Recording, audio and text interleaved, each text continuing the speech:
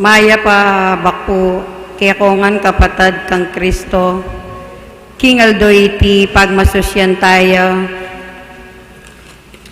ing Martis ni ika-18 Domingo ning karaniwan na panahon, at ing kapigaganakan kang San Eusebio ning Vercelli. Panandaman tayo po ing presensya ning Ginubo saltamo, at ban maging mabungaya at makabaldugan ning kiyakatamong pamagmasusi, agkatanda kayong magisan metong karing panalangin at pamagkanta. ding intensyones kaniting misa, apin po rening makatuki. Para king kapasalamatan da pureng, Dominican Sisters of Our Lady of Remedies, Mission Chapter. At para po king kapasalamatan daring lay Dominicans. Para po king kebayta ng Sister Ruby Lumanlan OP. At para po king makasabaling kapagnasan dari Jose Pepe Hison, Elmerlet Villarosa and family, Saint Expeditus. At para karing maladwang kapaldanan, Joel Miklat,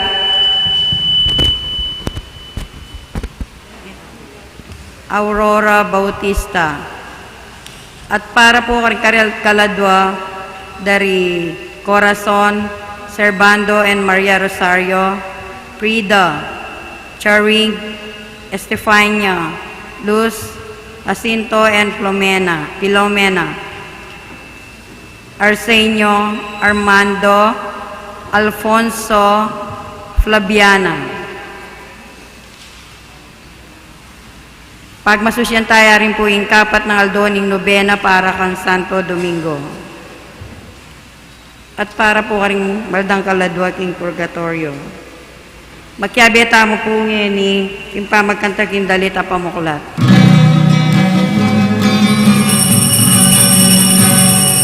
Ayan muling magdibo, awit ka ng Panginoon. Sabihin sa liwain, pagliligtas niya sa atin.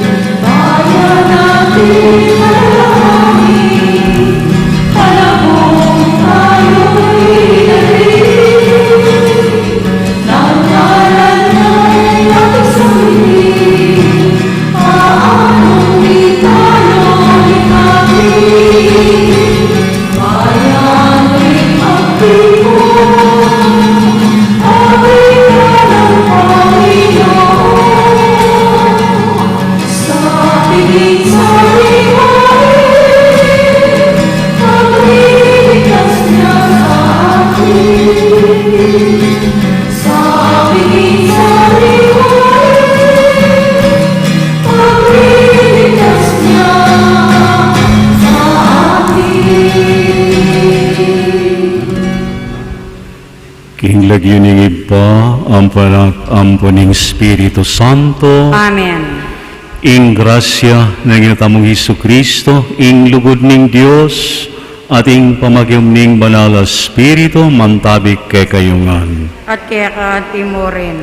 Kapatad, uling maralas may nata kasalpantayanan, at mikakuno tamo, adwan taing kapatawaran ning Dios, batang maging karapat dapat,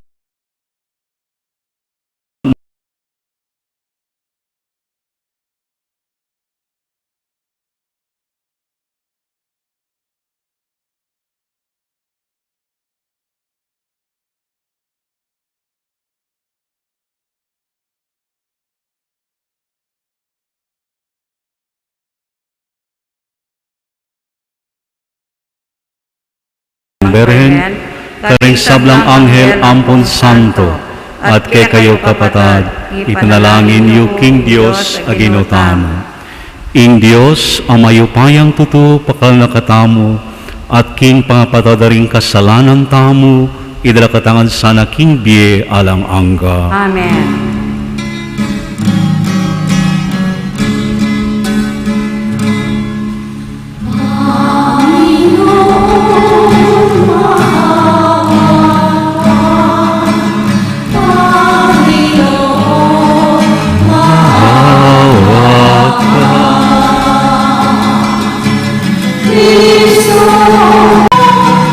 Cristo,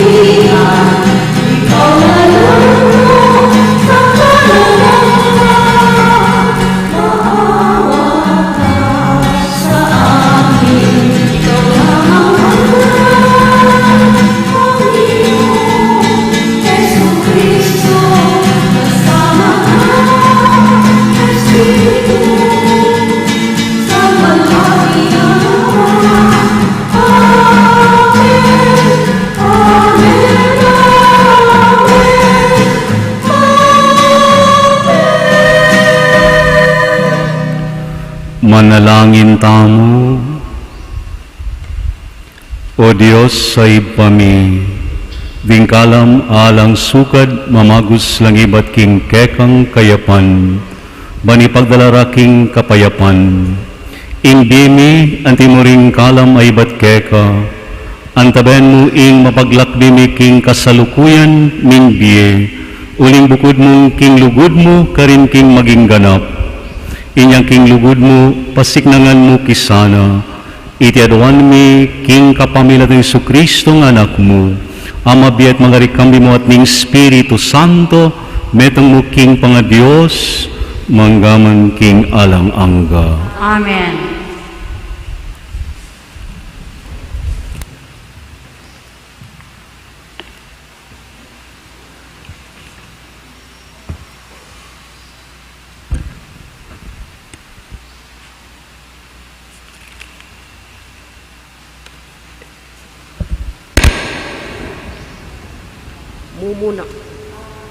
Mumunang pamamasa.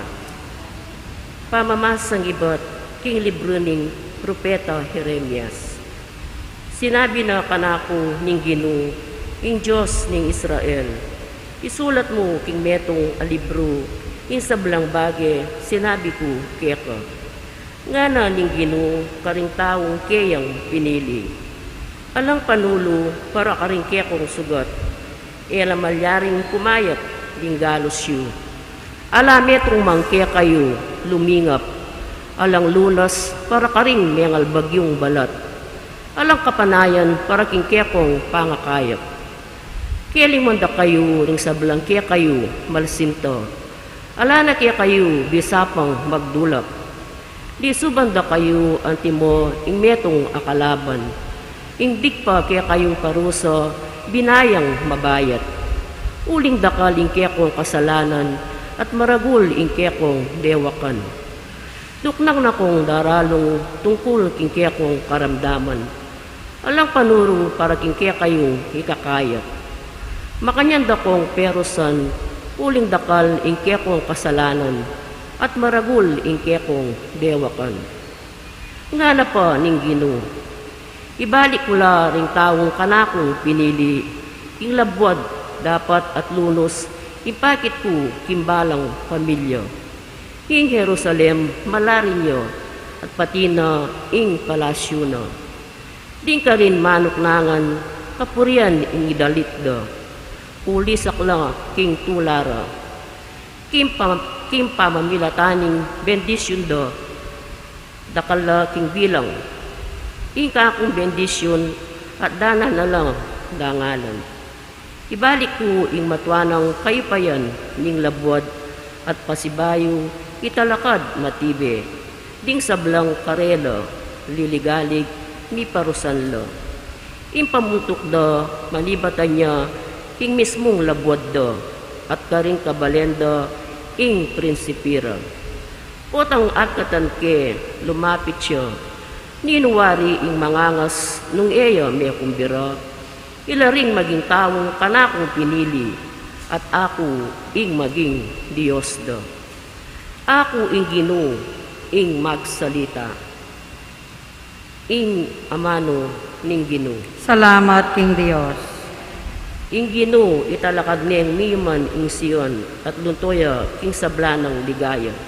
Ing Ginoo italakad neng niyuman ing Sion, at luntoya king sablanang ligaya. Pitakutan dering bansa ing lagyo ning Ginoo, at ding sablang ari keti king yato.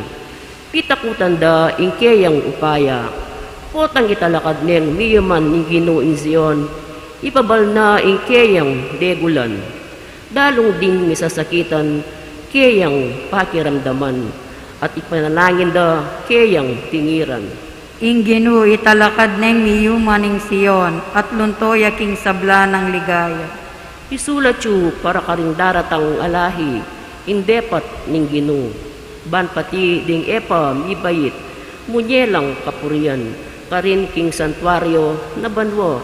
Ing Ginoo tinandoya, ibat banwo, ing yato, dinawene, ing sainsing, ding makasukol, dimdam na, at ding miyatulan, mate, itimawa na lo.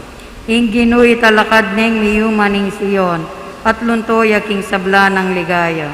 Ding anak mi, bibibielang mitmong kapanatagan, at ding palipira. Manatili lang alang kapigaganakan, king lalam ng kayumpunan. Inya ding tao karin Sion, lagyo na karela yang ihayag, at ding tao Jerusalem, karelayang pasalamatan. Potang ding miayalwang bansa at kayarian, mitipon lo, at king Ginoo sambala. Ing Ginoo italakad neng niyuman ing Sion, at luntoya king sablanang ligaya.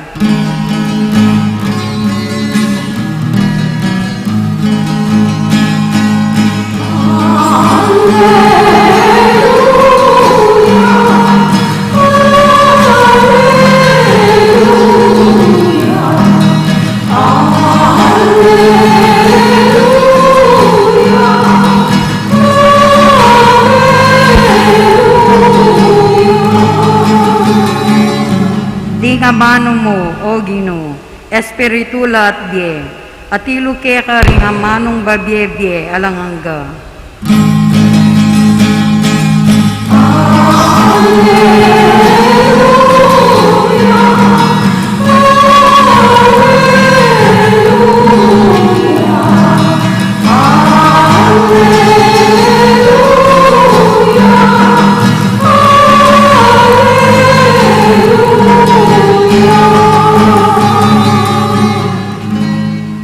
Ing Ginoo manatili ake kayo, At kekaanti mo rin. pamasa king mayap a balita agpangkang San Mateo. Ligaya keka, o Ginoo. Kay badang mengan at kinabsi ring sabla, agad nung pipasaken Jesus king bangka ring alagad na. Pipaunan na lang dinalakit king kagatba ng pangpang, ding dagat-dagatan, kabangya paulian nuring tao. Inyang apaulian na nuring tao, minukyat yang magdilidili king metong abundok ban manalangin. Meras ing bengi, magdidiliya karin Isus, dapat kitang oras ayita ing bangka at yuking libutad ring ning dagat-dagatan. Sapul-sapulan ning alon, uling makasalungat ya king tiyuk ning angin. Pilitan ning alas 3 at ning alas 6 ning abak, Isus pintan ring alagad na, lalakad ya babo ning danum. Kabut ding alagad ikit ding lalakad babo ning danum, mingilabot laking takot, multo ya, ngarang sinabi, at kinulisak laking takot. Agad-agad minaos yang karela Isus, eko tatakot nga na. Ako Isus, eko mitatakutan. Kanita Pedro nga nang kinulayit Ginu, nung ikapin iutos mong muntaku keka babuning danum. Mekeni nga nang mikebat Jesus, inyang Pedro kinuldas king bangka at migmulayang linakad babuning danum papunta kang Jesus. Dapot inyang dimdam na ing masika na tiyop ning angin, tibla na ning takot at migmulayang limbog. Sagipin mo ko Gino nga nang kinulisak. Agad-agad inabot ning Jesus inggamat na telane Pedro at ngana. Abe, kay namong kasalpantayanan, bakit mikakuno ka? Pareho lang sinampaking bangka at kasampa ratinok ng titiyok ing angin. Ding alagad na makasakek king bangka, simbandi Jesus at ngara, tutupin ikaing anak ning Diyos. Inyang adalikitan diing dagat-dagatan, sinadsad la rin Genesaret, akilala ding tao ka rin Jesus. Bilitanan diing kabilugan abalen, king panyatang ng Jesus, inya de la Roquea, king sablang ating sakit, inawad da kaya ing ipentulot, nasang atagkil daring masakit, agyang etamong burlas ding kayang imalan. Ding sablang makatagkil kaniti, kinayap lang lubos. Kapatad, ing mayap ng balita, ning kikatang kaligtasan. Kapuryan kaya ka, O Kristo. Eko tatakot nga ng Jesus, eko may tatakutan. Kapatad, magandang umaga po sa ating lahat. Magandang umaga po, Among. Ang ating misa po ning araw ng Martes sa ika-18 ng Domingo, at ating inaaway din po sa ating misa novena, pang-apat na araw, sa ating paghahanda para sa kapistahan ni Santo Domingo na gunitain po this coming August 8. Dati, nang siya ay bago pang Santo Papa, marami siyang sinasabi na he is highly quoted, si Pope Francis. Isa sa kanyang mga sinasabi tungkol po sa pananampalataya, sabi ni Pope Francis, faith is not something decorative or for show. To have faith means to put Christ truly at the center of our lives. Sa darating na linggo, 19 Sunday, sa ikalawang pagbasa, sa sulat ni Apostol Santo, sabi ni Apostol San Pablo, not sa Bible but letter to the Hebrews, na yung faith ay katuparan po sa mga ating inaasahan, the realization of the things we hope for and things na hindi natin nakikita.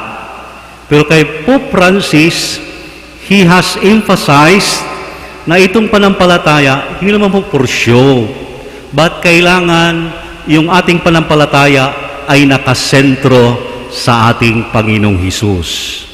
Dito sa ating Ebanghelyong narinig ngayon, ay karugtong ito sa Ebanghelyo kahapon, that the Gospel yesterday talked about the multiplication of the loaves. And Jesus, out of a few loaves of bread, ay napapakain po sa 5,000 men, not counting the children and women. So ito naman ngayon, ang ating Ebanghelyo ay pinauna yung mga alagad sa ibang side, sa isang lawak, and yung mga alagad ay sumakay po ng bangka. Whereas our Lord ay nagpapaiwan po sa isang lugar as His way of doing things, na pag siya ay may ginagawa na mga himala or He had time for solitude, silence, prayer, communion with His Heavenly Father. Nang sumunod siya sa kanyang mga alagad, sabi dito sa Evangelio San Mateo, our Lord ay naglakad po sa ibabaw ng tubig or ng Then nang nakita ng mga alagad, natatakot sila na parang nakakita sila ng multo. And kung ating tingnan, itong mga alagad, karamihan sa kanila ay fishermen. So alam nila, and even the culture ng mga Hudyo, na yung dagat or mga lawak ng tubig, para sa kanila, yun po ang lugar ng mga masasamang espiritu or even the realm of the evil one. So, yung kanilang pananaw. That's why Jesus assured them na huwag silang matatakot dahil siya yun. And kung si Jesus ay naglalakad sa tubig, ibabaw ng tubig, ito po ay pagpahayag ng kanyang pagiging Diyos. Di ba yung Anghel Gabriel nang sinabihan si Maria na siya ay magdadalang tao, the angel said, nothing will be impossible with God. So with God, according to His goodness and His divine providence, talagang He can show His divinity. And nang nakita ng mga alagad, tingnan mo ito si Apostol San Pedro. Si San Pedro talaga ay talagang mahilig makipagbida. And he asked the Lord, Lord, allow me also to walk. Okay, pinayagan siya ng ating Panginoon, come, Mekeni. So, as Peter ay tumitingin sa ating Panginoon, he was able to walk sa tubig. Pero pag nakita niya yung malakas na alon at hangin, and hindi na po siya nakatingin sa ating Panginoon, his focus ay sa iba ng atensyon niya, bigla siyang lumubog. Kung ating tingnan si San Pedro, he was a fisherman. And I think, lahat naman atang mga mangingisda ay marunong lumangoy. But how come natatakot siya, Lord, save me? Perhaps, the interpretation, explanation, because he thought na yung dagat, baka sa ilalim, ay mayroong mga masasamang espiritu that would destroy Peter. But dito pinagalitan si Pedro ng ating Panginoon, tinulungan ng Panginoon by stretching His hand at sabi, napakaliit yung pananampalataya mo. What a little faith. So, kapatid, I think itong panampalataya ng mga apostol ay pinakita din po sa ating mga santo at santa na po kay Santo Domingo. And si Santo Domingo, sa kanyang pagpapahayag ng kanyang panampalataya, I think he responded to the signs of the time. Sa kanyang kapanahunan, nakalimutan po sister pagbasa yung kanyang biography. Hindi kasi sinabi na nobina pa ito kay St. Dominic. Sa kanyang kapanahunan, 7th or 8th century, that was the height of many heresies. And one of them, I think, was the Albigensian heresy. So, si Santo Domingo, he emphasized on preaching, teaching. That's why the Dominican fathers, brothers, and the sisters, yung kanilang apostolate is more of education and spreading the good news sa pamagitan ng kanilang pagtuturo. So kung ating tingnan si Santo Domingo, he had influenced a certain French. Sino yung French nito? French natin yun, si Santo Tomas. Dahil si Santo Tomas, buri ng kanyang mga magulang na siya ay papasok sa Benedictine. Dahil at that time, 7th, 8th, 10th century, yung mga monghe, yung mga monks, lalo po na sumusunod kay Saint Benedict, they were the powerful sabi-ting congregation whatsoever at that time. Because, let us not interpret sa timeline ni Santo Domingo, Santo Tomas, sa ating kapanungan dahil ang ating time ngayon, may separation na between church and state. But dati sa Europe, talagang makapangyarihan po yung simbahan, yung panampalataya, so to say. That yung mga magulang ni Santo Tomas ay gusto nila na si Tomas papasok sa Benedictine Monastery. But si Santo Tomas, na parang naaakit siya sa halimbawa ng mga sumunod sa charism ni Santo Domingo. So kapatid, hindi ko nahabain dahil who am I to teach, to preach about the charism, spirituality of Saint Dominic? Kayo pong mga madre ni Santo Domingo na sumunod ka sa charism ni Catherine of Siena, sister, no? So, at kayong mga tertiary, kayo ang may alam. Ang naalala ko lang po, una, itong aking formation bilang pare, hybrid ako, hybrid. Bakit hybrid, amo? Yung philosophy ko, under the Recoletos. At ito palang parokya ninyo, way back 17th, 18th century. Mga Recoletos palang pare nagpunta dito. So, I was there in Baguio from 1982 to 1985. Pero nasabi ko, parang hindi ata ko meant sa religious life kasi at that time, parang hindi ko ma-appreciate yung very strict community life. Sabi ko sa sarili ko, babalik na ako sa diocesan dahil I started sa San Carlos Seminary in Cebu. So to make the story short, pinapatuloy ko yung aking theology. So yung aking theology naman ay with the Vincentian Fathers, Congregation of the Mission. So doon ko nag-aaral sa St. Vincent Seminary, Tandang Sora. Kung yung mga Recoletos ay conventual, talagang community, yung mga Vincentian ay more of parang active life, more of mission, more of formation of the seminaries. And si St. Vincent, ang kanyang motto is Evangelari Pauperibus Misit Me. Now, yung mga contemporaries ko sa Vincentian, I think last May or June or July, nagkaroon sila ng General Assembly, yung mga Vincentian Fathers. And they elected their new General Superior Sister or General nila. So, mayroong isang Pilipino ngayon na Vincentian. He is now the Vicar General, isa sa mga professors ko na mahigpit, si Father Greg Banyaga. He is now the Vicar General of the Vincentian. And I think last July, the Vincentian Fathers or pati iba pang mga congregations, they had their audience with Pope Francis. And Pope Francis, I think yung kanyang buod ng kanyang minsay, sabi niya ni Pope Francis, go back and try to live out the charism of your founder. So the charism ay mahalaga po. Ang ating Panginoon, yung mensahe, hindi lang po turo ni Saint Dominic, but also his life and example together with Saint Catherine of Siena.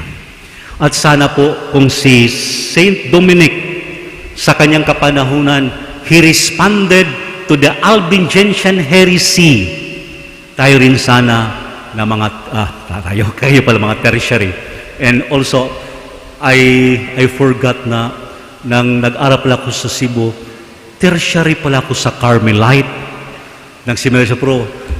Unfortunately, in 2014 na mayroon kaming meeting sa Cebu, na-assign ako sa Region 1. Tinatamad ako mag-attend sa aming meeting to the point na hindi ako na-updated kung sa ano pa yan sa PRC, yung license ko as a professional member of tertiary na expired, hindi na renew.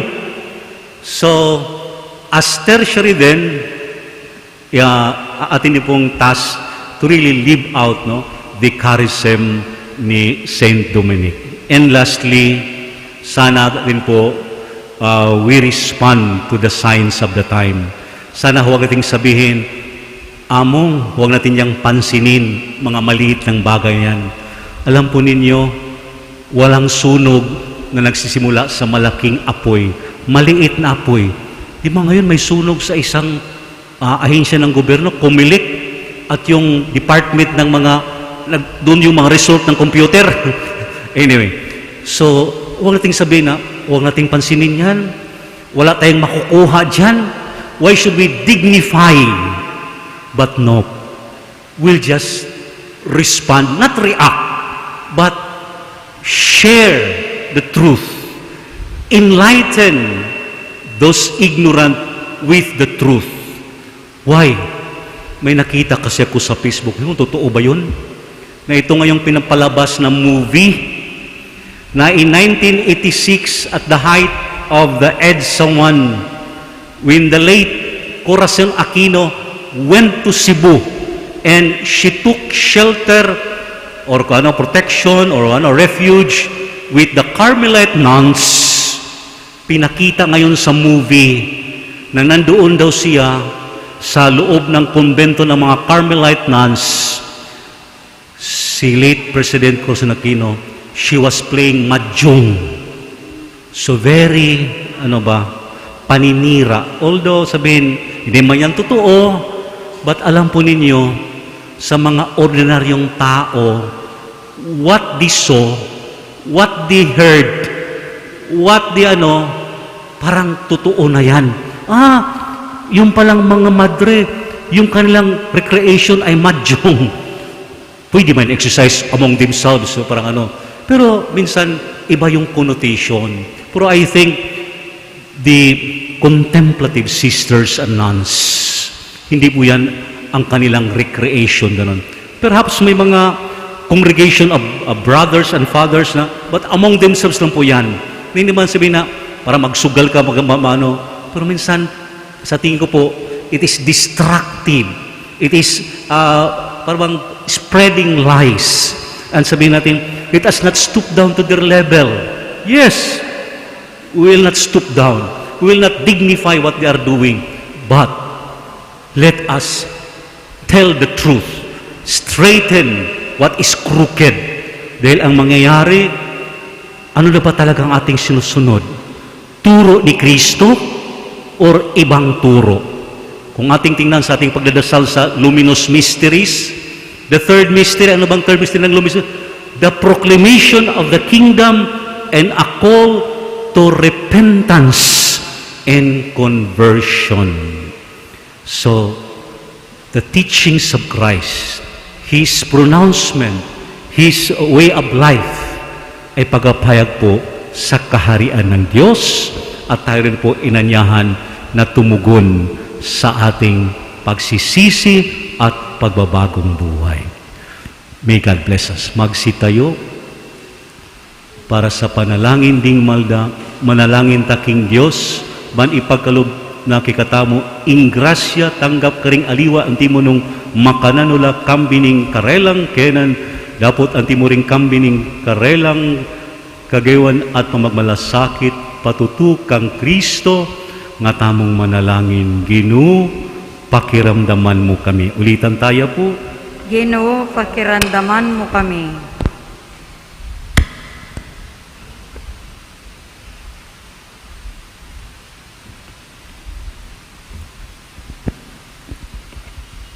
Para karing obispo at pari, para titasaring ibiya karela, ing karampatan, akagalangan, at pagsikapan tayang akit karela i Kristo mismo. Aki kilos king kapamilataning karelang kasuywan.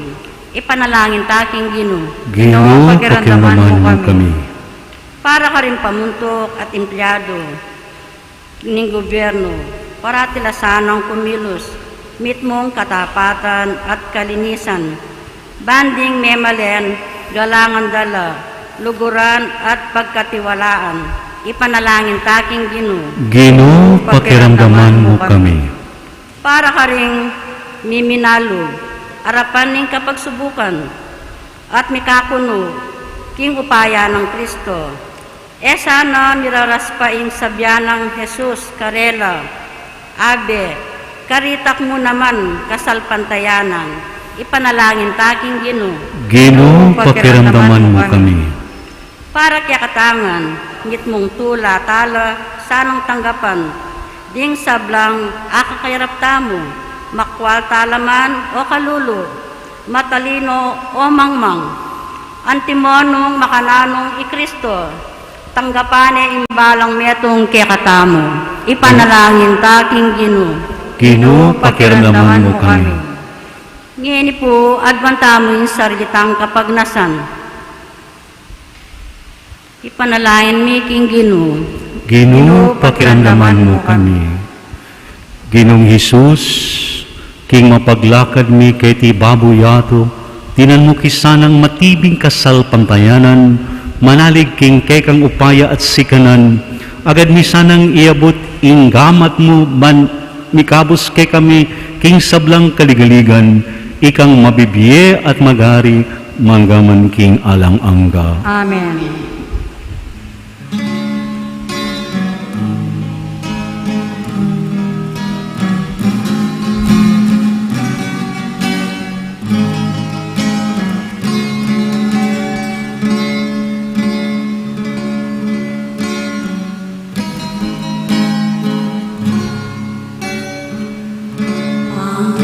Panginoon, ito ang aming alay sa iyong kawanaan. Tanggapin ang aming isip, buhay at kalayaan. Sa iyo ang aming katauhan, pinatulog ang iyong katawan. Handog namin ang aming kalooban na sa iyong nagmumula. Dakila ang iyong puso, dakila ka, O Kristo, sambayanan kaming nagpupuri sa iyong dugo at katawan.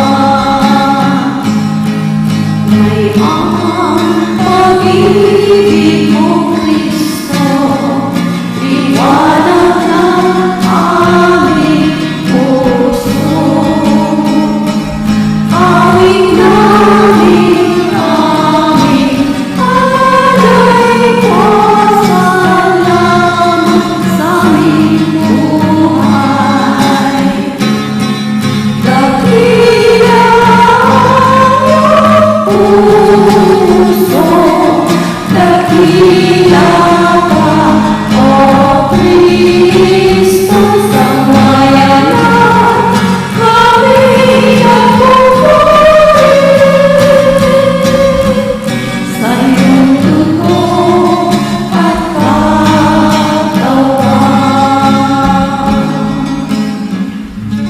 Manalangin kayo kapatan, daw matanggap yarapan ng Diyos, ibang mayupayang tutu. Tanggapane sana ning Ginoo iting daon karing gamat mo, king ikapuri at ikaligaya ning kayang lagyo, king kekatang ikasaplala at ning mabilog ng Santa Iglesia. Umapakalulong Ginoo, papagmanalan mo itingayin, at ipentulot mong ing spiritual ming sakripisyo, gawa na king metong alang anggang daon keka, itiaduan mi king kapamilatan ng Kristong Ginumi. Amen. Ing Ginoo manatiliak kayo, Kaya ka ang timori, yat na rin puso yo, kayat nanog ing Ginoo. pasalamatan tayo ing Ginoo Diyos tamo. Iti karapat dapat at matulog. Tunipin karapat dapat at matulid in pasalamatan tayo karinay pa Diyos king alangang at lubos mayupaya. Nilangan mi ing metoyato akekang babayo a parangalan kapamilatan ning kaluguran mong anak. Inyang karampatan mo in puriyan dakat pasalamatan, ding balayan akekang binukod at ding banal aparating kekang kayang tabi. Ulita kambiring salangkuring anghel karin banwa, dalit ming kekang ligaya, lain makialang ng babye kapuriyan keka at ngaming kakanta.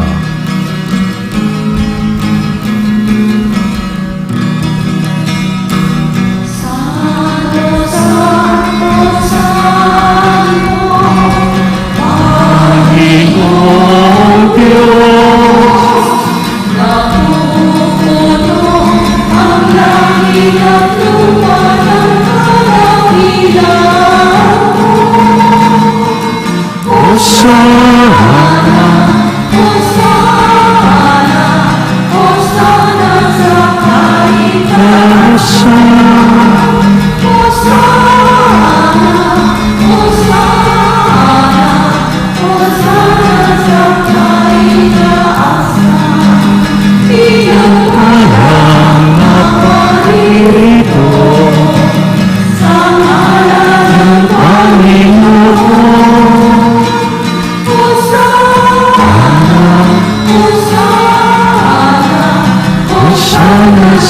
kaitaasan.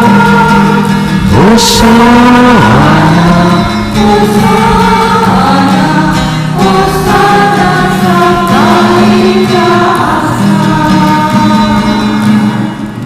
tunay ka pinbanal o ipa ikaing pinamatan sa lang kabanalan.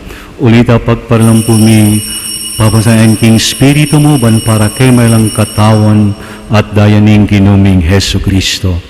Bayan mo balas at kamatayan, kinuha ning tinapi at pipasalamat yakeka, perasa ni karing kiyang disipulo nga na.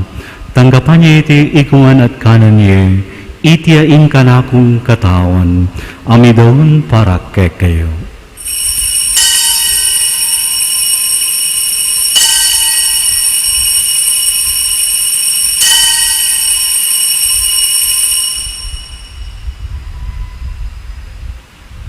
Makiman kay ba't ni nga punan, kinuha ni ing kalis, pasiyang pasalamat kay kami kalis kan kayang disipulo nga na. Tanggapan niya iti ikungan minum ko kaniti tiyang kalis ning kanakong daya. Indaya ning bayat alang anggang tipan, ami ubo para kay kayo para karing sablang tao, ban kayta mipatan na ring kasalanan. Dapat iti bilang kapi kaganakan kanako.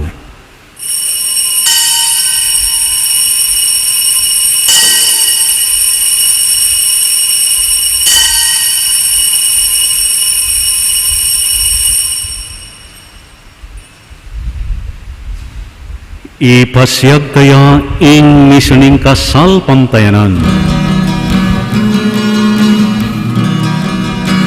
Sa krus mo at pagkabuhay, kahit dalawos ng tulay, Poong Jesus, daming mahal, iligtas mo aming kanan. Poong Jesus, daming mahal, ngayon at magpapakailanman. Inya ngayon ganakan mi o ipa ing kamadang bining anak mo. Tamang itinapining biting kalis ning kaligtasan, lain ning pasalamatan keka, ing pimantalakad arap man sumuyo keka. Mapakumbabaming ko sa nang misul sa ng Kristo, tipo na kayanting metong ning banal espiritu. Kana kami pa ing Santa Iglesia mong makalaganap king meto yato, ban miganap ya king lugod, kambi ng Francisco, kikaming Papa, at Florentino kaming Arsobispo, at ding sablang pare. Ganaman din kapag subling miye, at ding sablang nihangong na biye, tanggapan mo sana king maligaya mong arapan. Pakaluluan mo kinawang karapat dapat magkamit king biye alang angga, ban kaya binang Maria, ing Birhen na ning Diyos, kaya binang Sansi Esposo na, kaya binang Apostol sablang santo at inupad king malmong kaburian kikaban ning panahon, puryanda kat paligayan kapamilatan ng Hesus Kristong kekang anak. King kapamilatan ng Kristo kambinat kaya, ibang mayupayang tutulong ning banal espiritu, pupurian dakat parangalan manggaman king alang angga.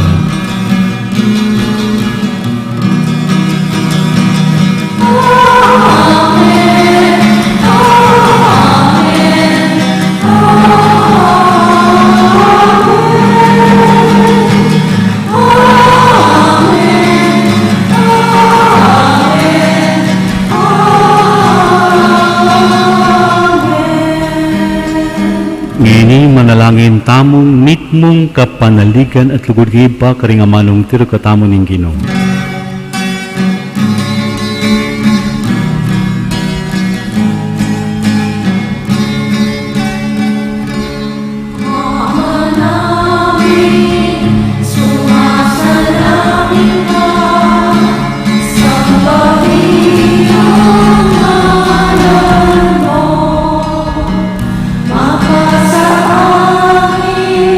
Ang kaharian mo,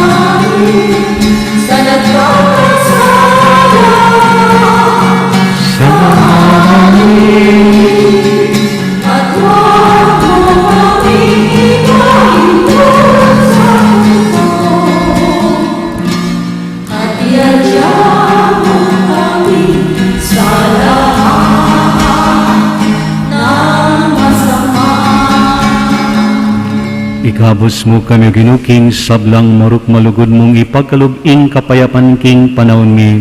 Banking kasaupan ing kekang pakalulu, paratiking mikabos king kasalanan, at miligtas king sablang kaligaligan, kabang maninaya kami kang kapanaligan, king panyatang ng Isu Kristong kikaming talapangabos.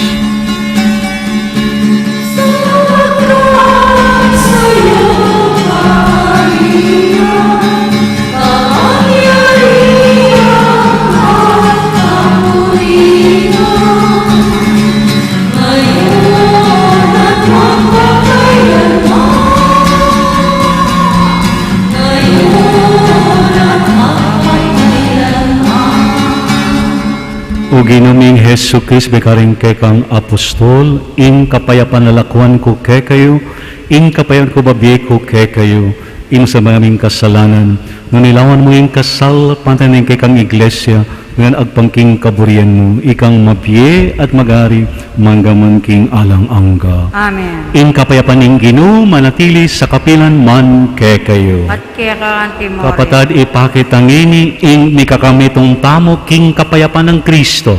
Peace, kapayapan.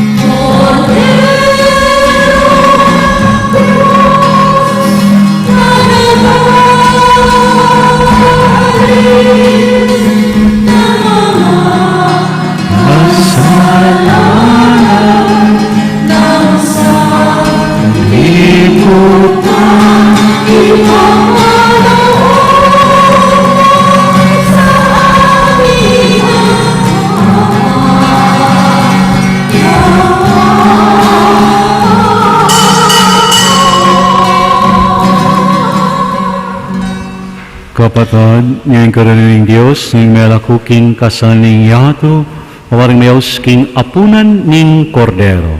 Ginoo, ek matampang tanggap kaya ka. Dapat ikas may nga mano mo, kumayap na ako.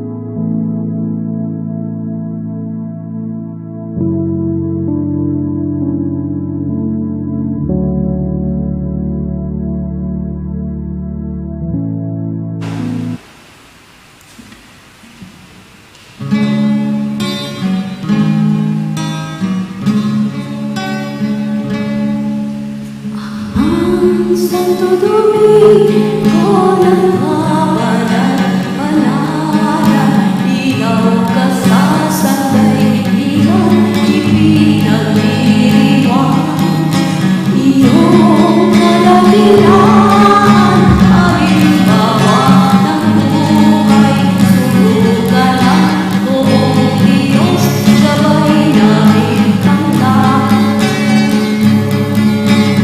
Puso mong malinis, tulad sa kristal, sa kalwalhatian ng langit bintang.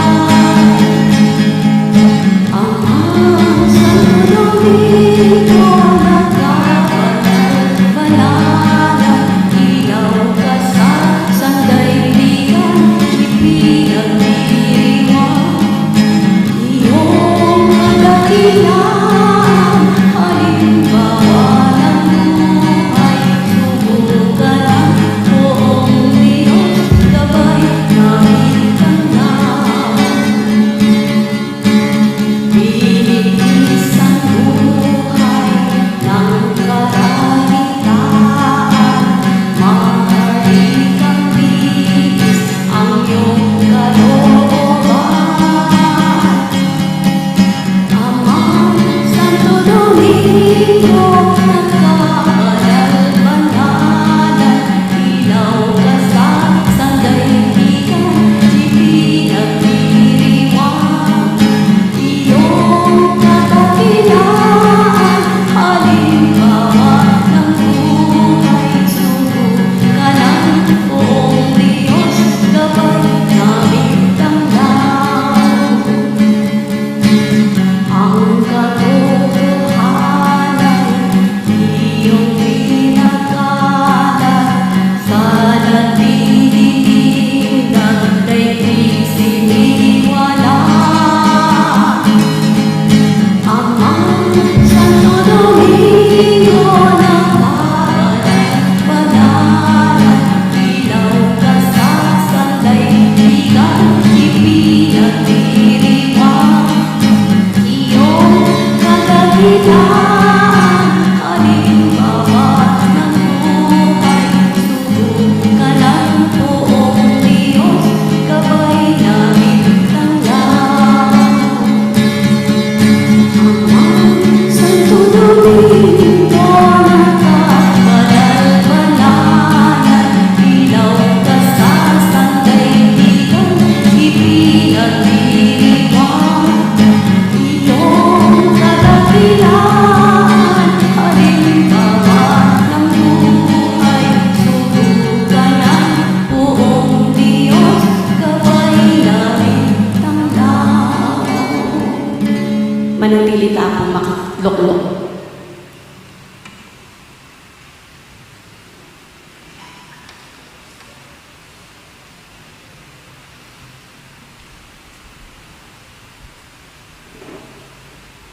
The story of our Dominican life came back from a series of older stories with a journey of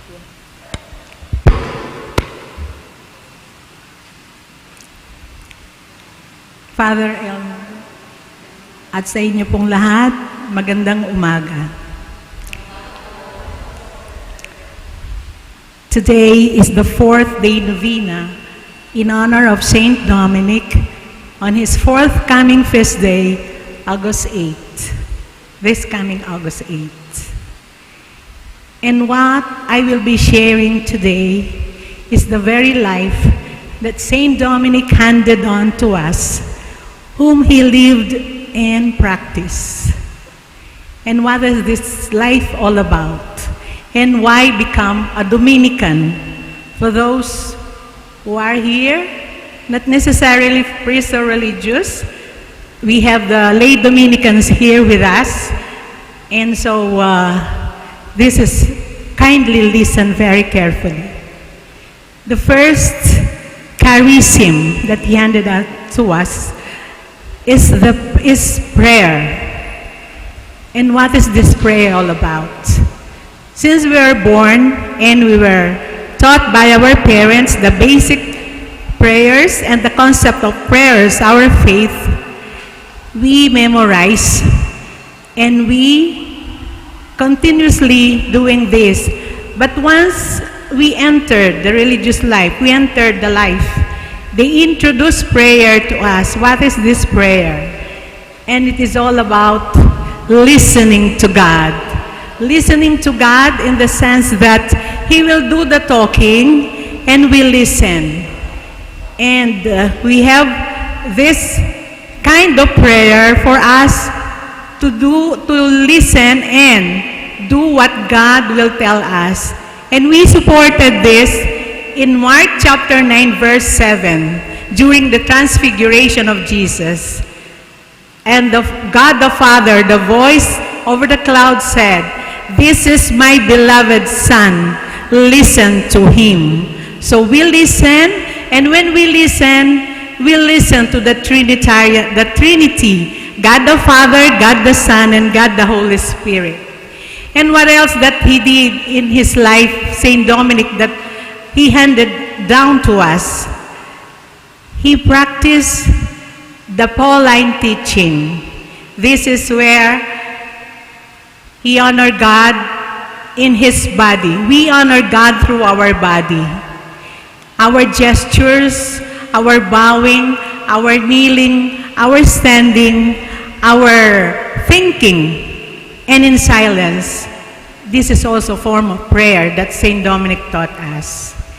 And what else that the great contribution that Saint Dominic did, the giving of the rosary. It was given to him by our Blessed Mother, the rosary that we pray. This is his weapon in his time during the Albigensian heresy.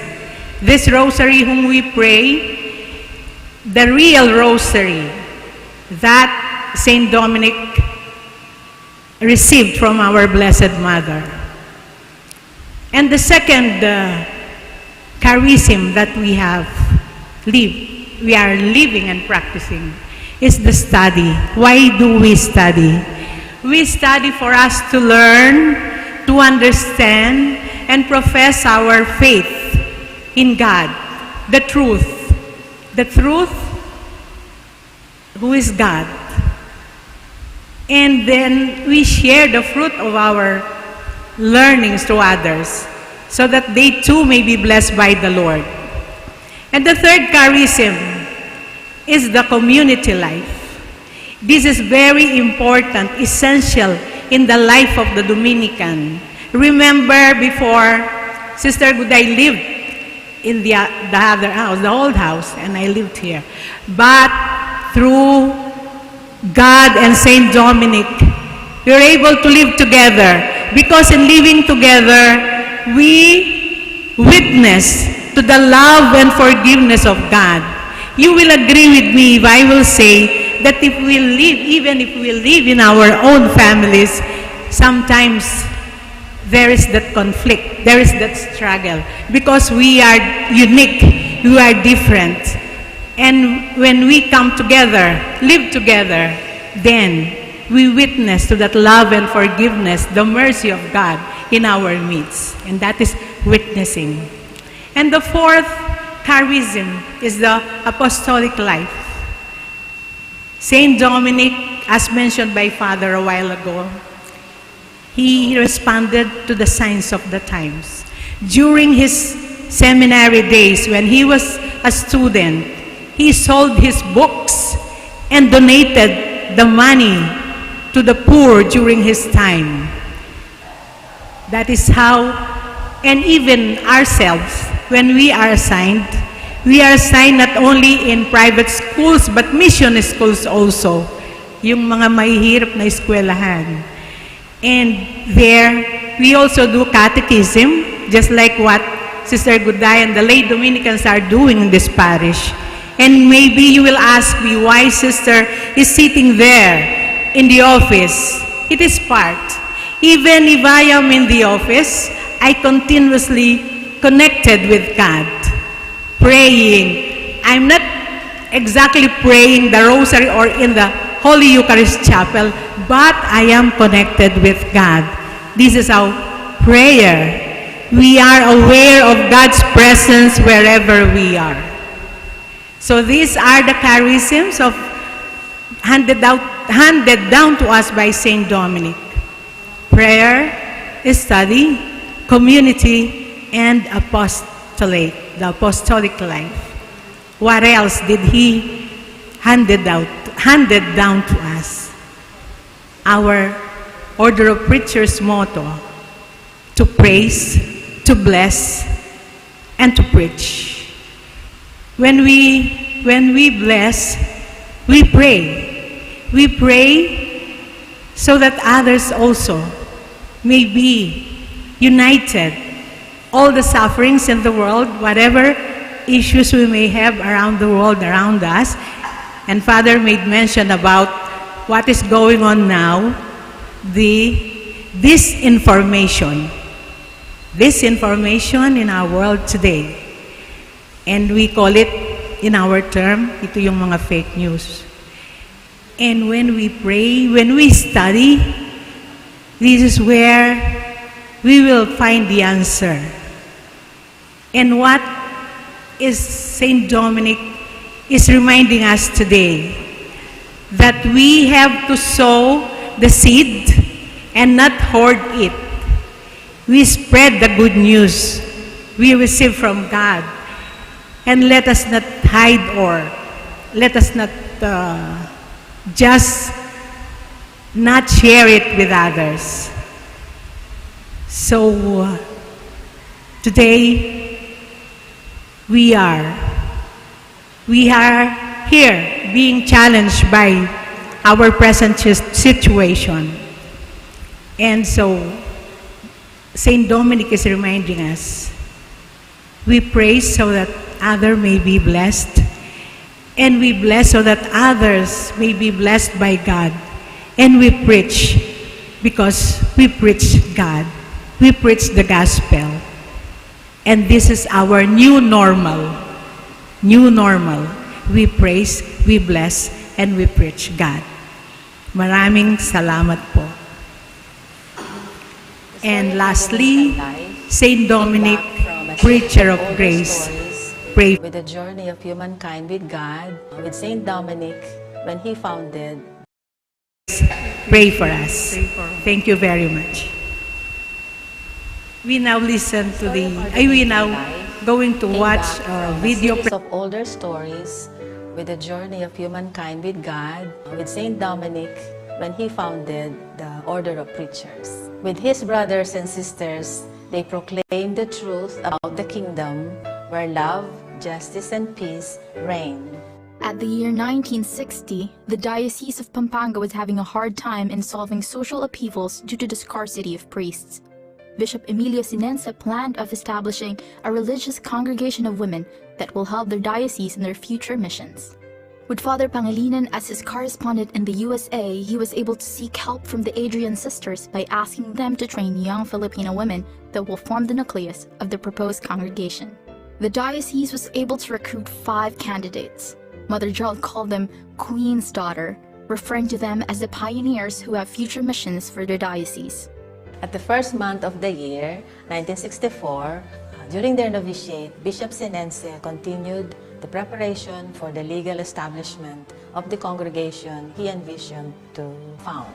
Prepared and competent enough, after their training with the Adrian Dominican sisters, our pioneers took their private vows of poverty and chastity to Mother Genevieve Weber on the 11th of February, 1965. After 8 months, our pioneers, with the 2 Adrian Dominican sisters, started the Institute of Our Lady of Remedies in the Diocese of San Fernando, Pampanga. Their first temporary living quarters was at the 3rd floor of Asunta Building around the marketplace.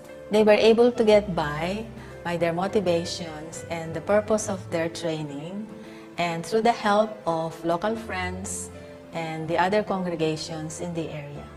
This simple lifestyle, they were able to learn the different phases of humility and poverty. At the beginning, we already had the opportunity to take formal studies in scriptures, theology, and academic courses provided by our congregation.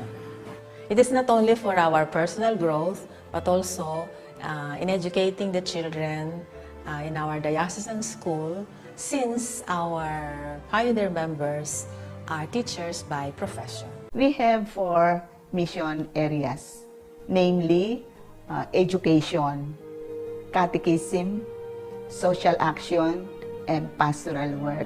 Mission today means crossing boundaries, calling us to be bridge builders, truth seekers, healers of our planet, and caretakers of the household of God. We now begin a new journey towards a wider mission. With the merger with the Adrian Dominican Sisters, the wide horizon is set before us. It continues to challenge us to give more as we embrace the widening scope of the mission.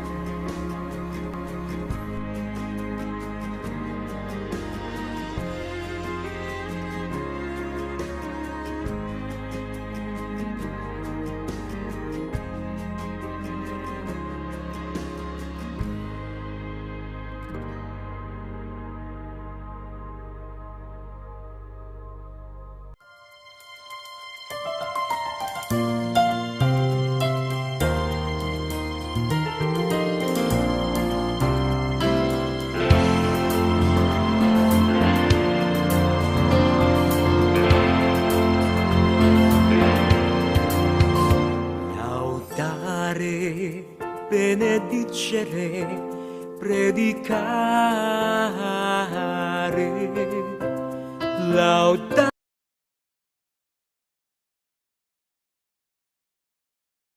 At this juncture, we would like to call in Sister Maria Yolanda Manapsal, OP, our mission chapter prioress.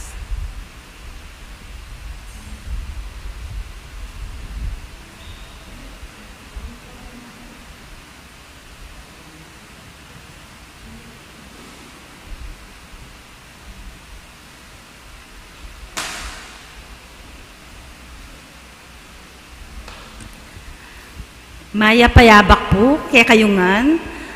Payabak po. King Laguna po ning kaya kaming kongregasyon, ing Adrian Dominican Sisters, Our Lady of Remedies Mission Chapter. Mumuna po, pasalamat ko, kinga pong Gino, kaniting abinye ng pagkakataon, kaya kami na idaos miya, kaya kaming nobinaryo, kaya kayong parokya. At kimpong kaya katamong kura paroko, iyamong Jola Cup, na ang gampong alayo through Father Elmer, dakal pong salamat.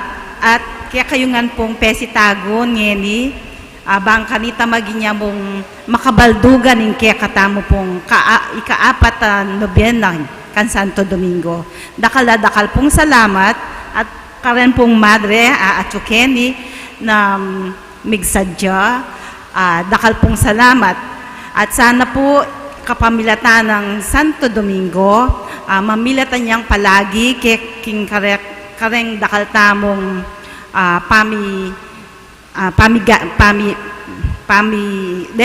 dakal tamong concerns king kakatamong biye.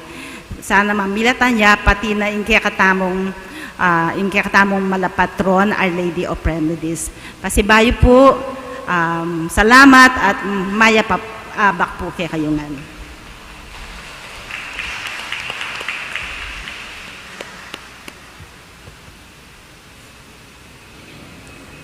Talakad ka.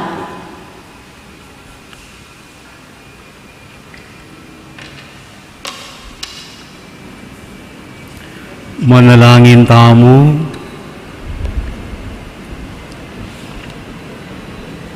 Uy paming malugod, ipagkalob mo kay kami, ing sikanan ning bayong biye, kapetan ning kalam ning Eucharistia, kambihan mo kami king lugod mo, at isadya mo kami para king alang-anggang kaligtasan, itiadwan mi king kapamilatan ng Kristong Ginumi. Amen.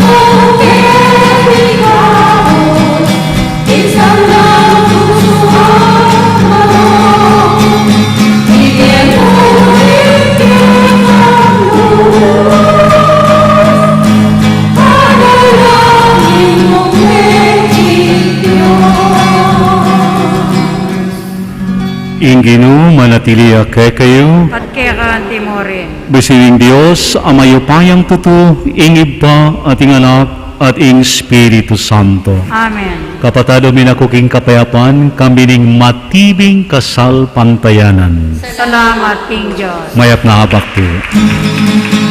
Happy birthday to you.